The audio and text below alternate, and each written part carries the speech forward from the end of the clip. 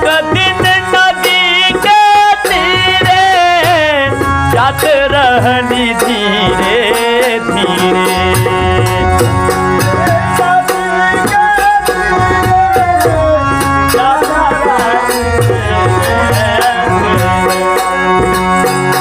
हम आँखी देखली,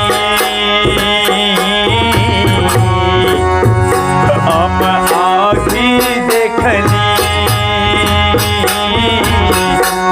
सुंदर शरीरिया अगिया में धरे लयेरा।